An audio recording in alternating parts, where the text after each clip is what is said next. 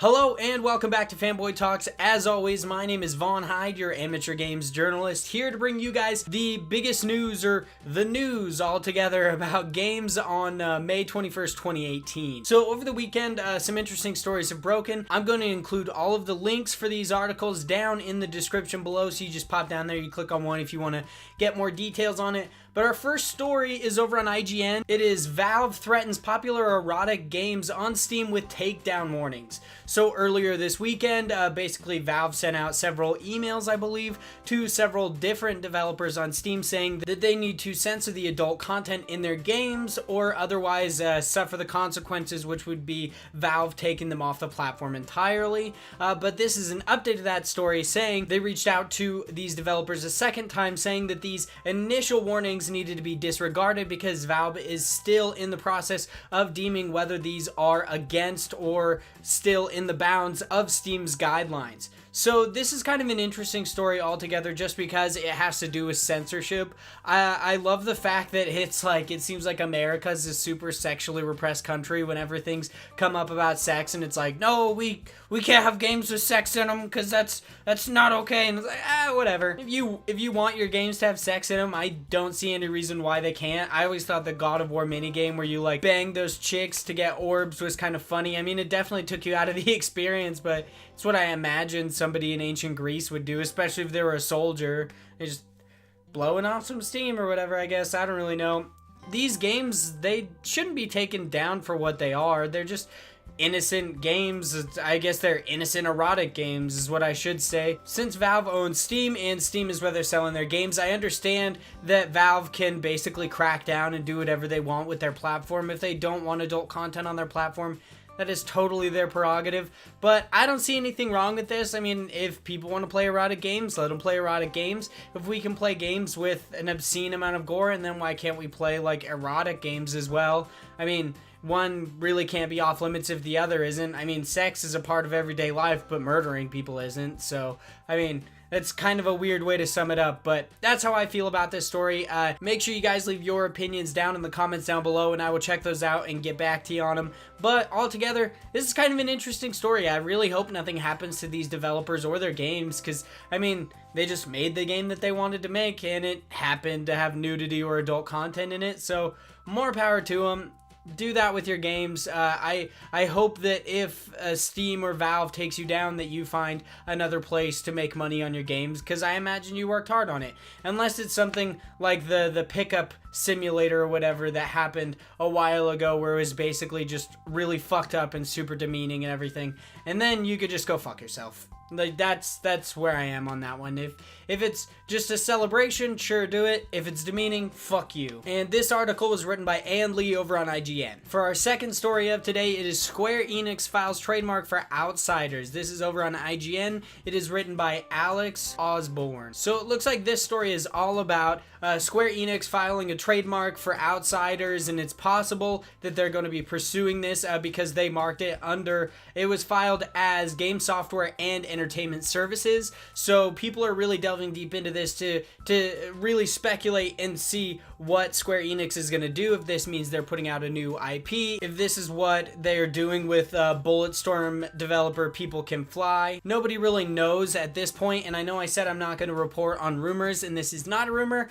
I'm trying not to speculate as much to see what Square Enix is doing on this one. I would love to see an entirely new IP. Outriders is a really cool name, and I would just love to see Square Enix do something like different. At the moment, they've got Final Fantasy VII Remake. It would just be really interesting to see what comes out of this trademark, the Outriders. I don't know much about it, but I'm excited to see what happens, especially if it's a game coming out of People Can Fly, because Bulletstorm is pretty awesome, and another first-person super wacky shooter would be really sweet. I mean, we are getting Rage 2. That kind of sates my hunger for a wacky first-person shooter, but I'd like to see what Square Enix is doing with the Outriders. For our third story of today, it is over on IGN once again. This one written by Evan Campbell, and it is Division 2 will launch within a year. So it seems like in Ubisoft's 2017-2018 earnings call, they reported that Division 2 will arrive before April 2019. I'm really excited about this. The Division 2 was was announced back in March, and we're gonna see, I'm assuming, a lot more from it at E3. And the fact that now we know it's coming before April 2019 is awesome. I was a really big fan of the first one, and it's nice to know that little period between Christmas and when everything starts coming out near like March and June is actually going to have at least a good game that I'll be able to sink my teeth into. I'm really excited about this. I wonder how you guys feel about it. I'm super stoked to see what happens at E3, what kind of gameplay we see. I hope it's not super choreographed like it was with the original Division, where they're just like, Alpha Protocol, we need Beta to go here and Tango to go there. Nobody talks like that. That's just stupid. Just have people playing the fucking game, and it'll be awesome to see what happens with this. The Division initially came out and it had kind of a lack of content, but with later updates and DLC, it has become a massive thing. People are really liking it, and I believe that in the Division now, you can actually unlock special stuff, supposedly in the Division 2, with certain challenges that are happening in the original Division, similar to how you could get like special emblems and stuff from Destiny 1 and Destiny 2 if you got certain milestones. So let me know how you guys feel about this story down in the comments below. There's also a little second part to this story where it seems like the crew in the Division 2 are the only things coming out in the next 12 months. So people are speculating that Ubisoft's unannounced franchise title will be coming. So people are speculating that either Assassin's Creed or Splinter Cell will be coming. Splinter Cell most notably because it was included in the Walmart leak most recently that we actually got the Rage 2 confirmation from. And a lot of people are really taking this even further because Skull and Bones was actually delayed until 2019-2020. So people are thinking, yeah, we're either going to get another Assassin's Creed, which I don't think we are, but a Splinter Cell, I could definitely see that. Ubisoft did come out and say that they were no longer doing an annual Assassin's Creed, I believe back in 2016, but then they put out the Ezio trilogy and then Assassin's Creed Origins.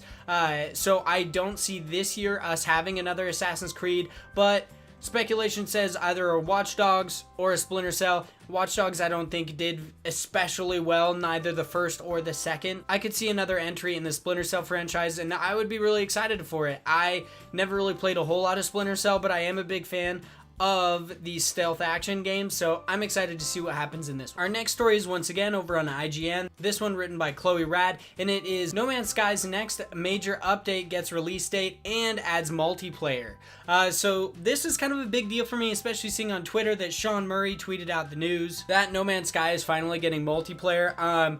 The only thing that I really take from this, and it's also, this update is going to be included with the later launch of the Xbox One version of the game on July 24th and included in the PC and PS4 versions. But the big thing that I have with this is just from a PR standpoint, do not allow Sean Murray, the guy that everyone thinks burned them, with No Man's Sky, announce that No Man's Sky is going to have multiplayer, especially because that's the one thing, the really big thing that affected everyone, was that Sean Murray was talking about No Man's Sky having this massive multiplayer experience, and it's not going to. Once again, we're being promised a multiplayer experience with small or large groups, just basically playing the game with your friends, and it comes from Sean Murray, so I could see a lot of people taking this with a grain of salt. If it was said by anyone else in Hello Games, it's very possible that this would have gained traction, and we would see a lot more people coming back to the game with this multiplayer update. But since it came from Sean Murray, I can see a lot of people being really squeamish and not wanting